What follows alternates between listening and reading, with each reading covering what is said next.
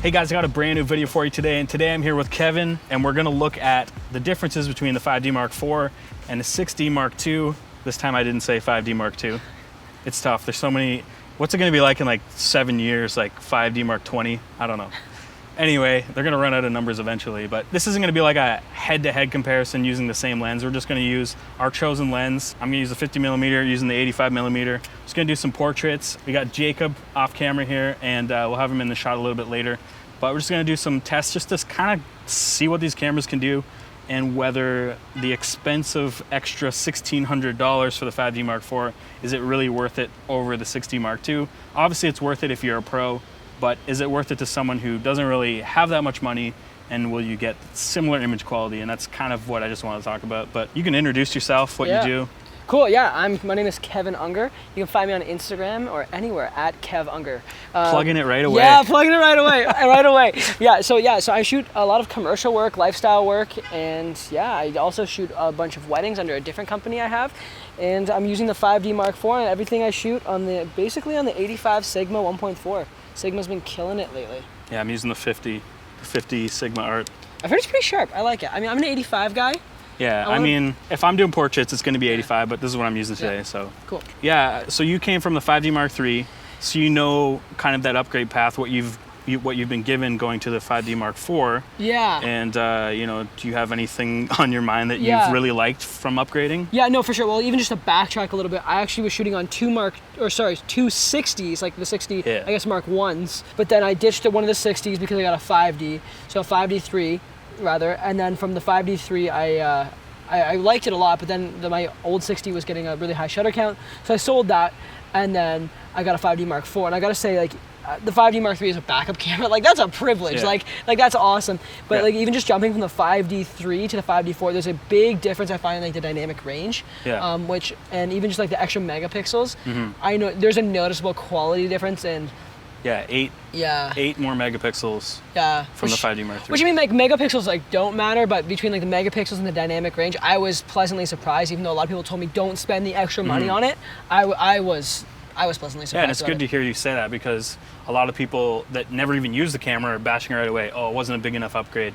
There's not enough dynamic range. But if you're actually seeing these noticeable things, then that's awesome. And you know, for someone who's a pro photographer, you want to see those things, right? No, exactly. And that's the thing where I already released my quick review on this and found that the dynamic range on this camera really isn't better than the 60, so that kind of sucks. But you get a few more features with this camera over the 60. But basically, let's just take some shots, and then later we'll come back to the studio, probably in a separate video because this video might be long, and then we'll take a look at the raw files and just kind of see whether it's worth $1,600 US more. I think it is. I think it will be. Well, I mean, to you it is. Yeah, that's true. That's true. That's true. I don't shoot with Canon anymore. I shoot with Fuji, so. Yeah, there you go.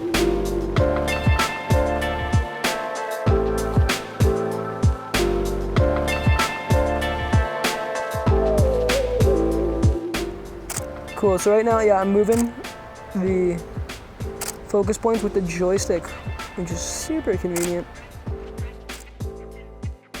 What we just showed was the autofocus points being selected with a joystick. I have to do that with a D-pad, and I'll just put this into live view just so you can see that. So when you you can't do this during live view. So moving your focus point has to be like this, or you can do it with the touch screen. But I mean, I'm not gonna take too many shots with the touch screen in live view. It's like the shutter's I feel like it's definitely a lot. It doesn't feel like a real shutter, you know? Yeah, it's weird. Oh, I guess I got my sunglasses on. Everything's gonna look super dark. 2.2, 200th of a second, ISO 200. 2.2. I'll stop it down a little bit. Like 8,700 Kelvin. Cool. For this shot, I would probably be around like 65 or something like that. 65? 8,000 might be pretty high, but. Mine's gonna be super blue with a 65. All right, man, let's do this. Let's knock out these shots. What I'm gonna get you to do first is kind of just look off more towards Kevin. More. Yep, just like that. Chin up just a little bit. Look how beautiful I am. Obviously, it's not gonna have the same kind of compression, where the 85 is gonna really blow him out of the shot. That's why the 85 is a better portrait lens. Yeah. So that's why you need an 85. This is cool for like full body shots. Like if you get back like this. I know, I know wedding photographers who exclusively shoot weddings only on a 50. And that's all they shoot. I could probably shoot an entire wedding with a 50mm. I could probably, if there was no other lens, shoot an entire anything with a 50mm. Really? I love it for video too. It's like a nice. Yeah, it's not too wide, not too close. It's got enough field of view with like background compression that you can actually make the subject pop without like still kind of feeling like it's wide angle. You know what I mean? No, I hear you. And then you can get in close and really blow the background out. But actually, I want to do straight on with this fence. I don't like this background shot. Can I get a shot of you bringing your right hand up to your collar and just kind of like pop it a little bit? Just like that, and then look off to your left. Yeah, just like that. Chin up just a little bit. Look off to your left slightly a bit more. Yeah. Nice job, man. So actually what I'm gonna do, Matt, I'm gonna even take a small step up just so I can separate you from the background, because good call, good call. Lots of separation.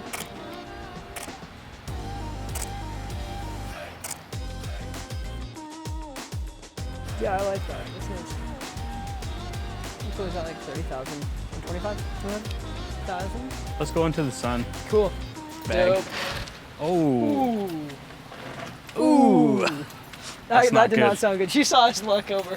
Yeah, the camera didn't capture that, but a lady driving just smashed the front of her bumper into the curb twice. That hurts. Well, I think it was coming off the curb the second time. We'll have those days. Car. Oh, sweet. Yeah, no, I dig their spot. Like, it's the perfect Olifant wall. It's like they came and painted it themselves here. Whew, that is bright. Dang. That is bright. See, I don't have the lens hood on, so I'm gonna get some serious flare here. This is probably a good time to mention that the 5D Mark IV has a 1/8,000th of a shutter. Keep your aperture wide open. See, the 6D Mark II only goes up to 1/4000th of a second, so it's not a big deal, like, you know, in most scenarios, but it is nice to have the extra. Yeah. When you need it, it's super unfortunate. But like, yeah, it usually doesn't matter, but when you do. And obviously with the 5D Mark IV, you're not having any issues with like hunting with backlight, like autofocus. I'm curious to see what this flare is gonna look like. It's blasting through here. It's a pretty large flare, man. I'm curious to see what it looks like.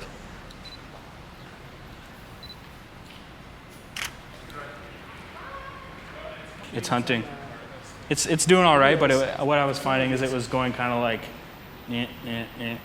where like I have a feeling this would probably lock on right away. Actually, it's tough to really judge that based off the lenses we're using too. Yeah. Like if we were using the same lens, maybe that would make a difference. But I mean, the autofocus system is improved over the 6D, but is it improved over the 5D Mark IV? That's in a backlit scenario. This is having a hard time.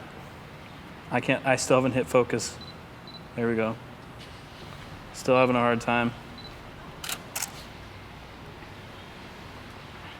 It's controlling the flare pretty good, actually. It looks worse in the viewfinder than the actual shot. I'm still having a hard time. But let me try your camera. I'm just curious to see, like, actually, I want to try, your 60 if as well. it's just the angle I'm on that it's causing that. Oh yeah, I forgot. You're rocking a. What do you use to move the focus on here? D-pad. Trust me, it's not as fun. Wait, did you just have it center and then you fix it from there? I was moving it around with the D-pad, but I had it in the center for this shot. Cool, man. I like this. This is kind of cool. I love the shutter on this. It sounds nice. It's like nice and tight. Yeah, it's not as I remember clunky as actually when they talked about this camera coming out that they were using a special dampening system on the shutter. And it feels really smooth. Yeah. It's nicer than that. Yeah, this one's, it feels, yeah. Cool. All right, we'll switch back. Got it. You know, you want your baby.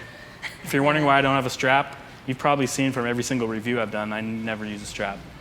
I'll make a video about that later, why I don't like straps. But it all starts with video. Because when you're trying to film and the strap's flapping in the shot, no good. It's the worst. All right, let's get a couple more shots. You want to go to the alley up here? Cool, yeah, let's do it. Oh, one other thing we should try is continuous shooting. Ooh, yeah. That does 7.5 frames per second. This does 6.5 frames per second. Right. Maybe we'll get Jake to just run at us full speed. All right. Actually, I don't know if you should run at us full speed. Sounds terrifying. The thing is, we don't have, like, we're not sports shooters, so it's tough to really judge. So if you're a sports shooter, you'd be like buying like a 1DX. Yeah. Well, you're gonna get the 1DX. Yeah, or the 70, right? Like. Yeah. They both have dual pixel autofocus. I don't really feel like trying that out because I have a feeling it's gonna be exactly the same for tracking in video. There's not really much we can touch on that's like drastically different other than Dynamic range. Yeah, dynamic range. And focus speed, but that has to be set up in a like proper environment where you can like have a lab set up for focus testing. Yeah. Maybe we'll just get them to run at us from the right down through the tunnel. We should probably use the same lens for that though. Yeah, that's cool. Yeah.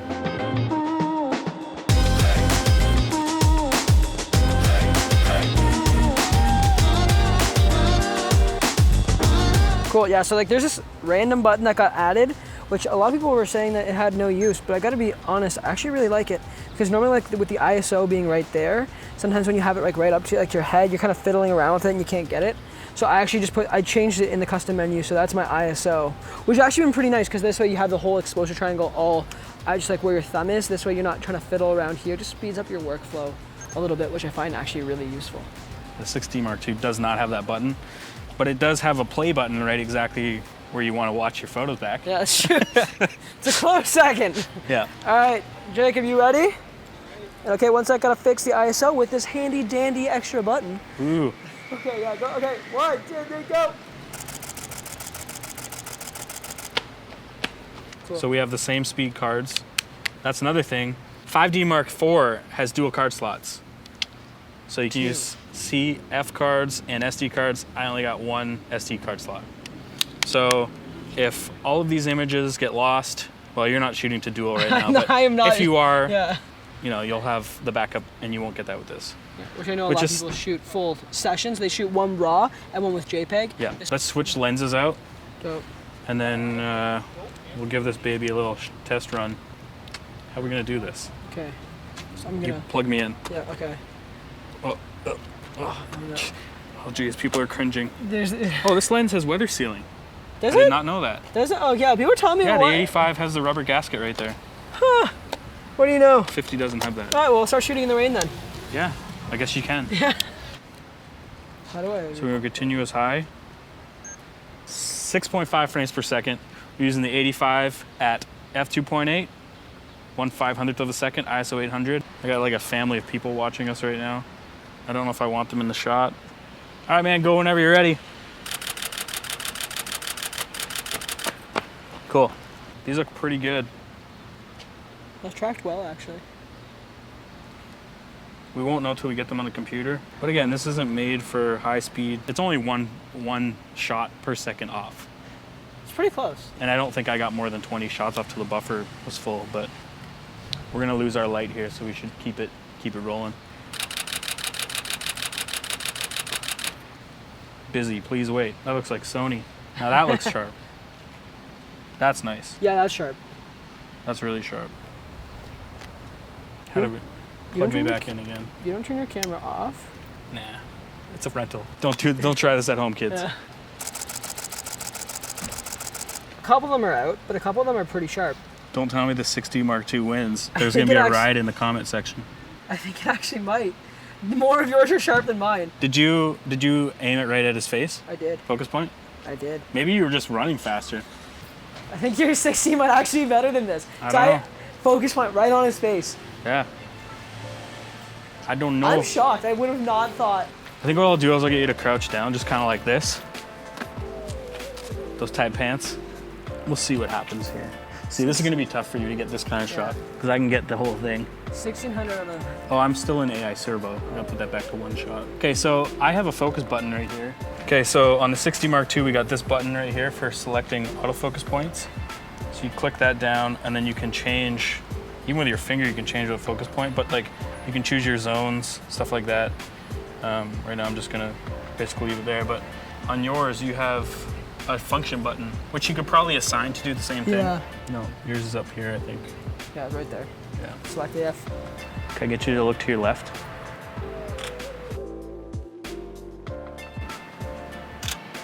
All right, man, you're up. Am I I don't know up? if you want to use this lens or you want Yeah, no, let's throw the 50 on there. to, okay. Can we go up that way then? Yeah, there you go. A little bit less. I think as far as the grip, the 5D Mark IV definitely feels a little thicker. Yeah, it feels better in the They hand. feel almost the same weight, to be honest. No I'm doubt. surprised at the 5D Mark IV being as light as it feels, which is good. I mean, they need to pull back the weight a little bit. But I think the original 6D felt heavier, like a little bit more beefier. And same with the 5D Mark III. They put the sync port in the same spot off to the bottom left corner of the front of the camera. So that's the same. I have no headphone jack on this camera. You have a headphone jack on that camera. Yeah. Actually, this is a good time to mention that being able to shoot down low like this, I don't have to like get right on the ground. And we can put this in the live view. Get this right down like this. Yeah, I can't see it all if I do that. Like that's some more artistic stuff, that, which is something that's, you know, you would have to try and look at what you're doing. I don't even know if I could. I'd have to get right upside down and flip it in post. Bend it like, I've done that before, actually. Bend it like Beckham. Look at this guy. Yeah, there you go. The lighting's really nice right now. It's coming right down. It's crisp. It's like a little softbox. Yeah. Can I get you to take your hand, put it on top of your hat, and just kind of look down like that? Yep. Chin up just a tiny little bit. Nice. Yeah, the lighting's awesome here. Cool, man. I think we got it. All right, so I guess that's basically it. I just kind of want to wrap it up here. We'll probably make another video with us in the studio going over the raw files and just checking dynamic range and image quality, basically. You know, obviously I've flashed some of the images up here and some of the edited images. And like I was saying before to you, I mean, like, just get out and shoot. They're both going to take awesome images. But I was surprised that the continuous autofocus and just the autofocus in general on this camera is way more improved over the 60. And I mean, you got to use it a little bit. It's pretty close to the 5D Mark IV, I think. Obviously the grip on the 5D Mark IV is a little chunkier. You got the joystick. And I mean, obviously everybody kind of knows those are the differences as far as like button layout. And you got the entire cluster down the left-hand side, which I don't have. But yeah, get over here, Jacob. Plug your account, your channel, your Instagrams, your everything. Let me get this hair off here for a second. It's gonna drive me insane in editing. Go for it. Instagram at jacob.pearly. Yeah, so check them out. Yeah, I don't really know what else to say. So stay tuned for the next video. And if you like this video, give it a thumbs up. If you dislike this video, give it thumbs down twice. And I'll see you in the next one. Hang out and take pictures, because that's what people do when they have cameras. They don't sit on message boards and hate on cameras.